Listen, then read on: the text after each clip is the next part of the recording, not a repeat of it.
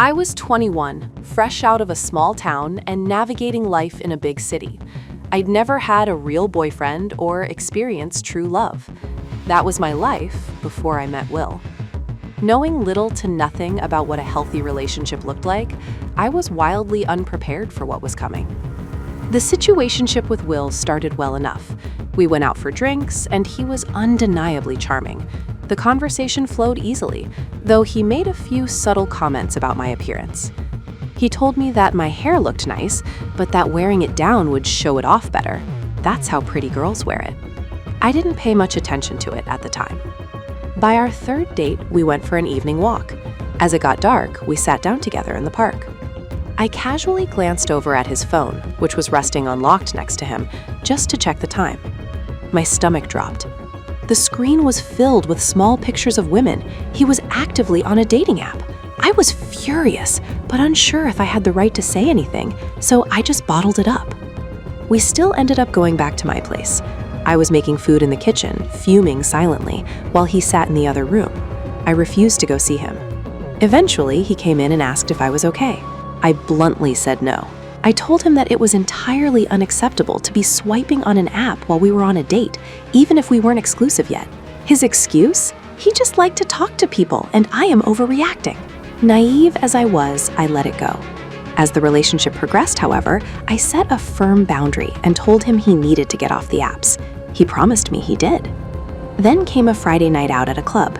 I don't know what was wrong with me to accept his behavior for so long, but as we were leaving, he stopped to talk to another girl and openly exchanged numbers with her right in front of me.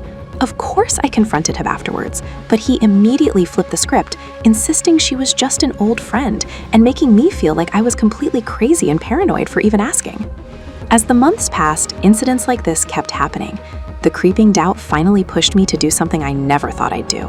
I decided to look through the dating apps myself. My heart pounded as I created a fake account, but my gut feeling was already telling me what I would find. I set the parameters and the search results popped up. First page, nothing. Second page, nothing. I thought, oh, thank God he's not here. But as I flipped to the next page, there he was, a topless photo paired with a bio that read, "Ready to mingle." A sharp pain shot through my heart, and anxiety completely overran me. It was devastating. I called him immediately, told him what I had found, and said it was over. He barely exchanged a few words and didn't even try to argue. We broke up right then. The next day, I expected at least a message, some sort of apology or explanation, but I got nothing. Clueless and hurting as I was, I couldn't help myself and I called him. His response was ice cold. He told me he had already slept with someone else the night before and that I needed to move on. I felt like a doormat, and in a way I was, because I had allowed him to treat me that way. From day one, I let him cross my boundaries without saying no or walking away. But the hard lesson I took from this is that abusers don't feel sorry for you, and they never will. To them, you are just an object. I can blame him as much as I want, but the reality is that a person like that will never feel genuine remorse. It was a painful price to pay, but it taught me what I will never tolerate again.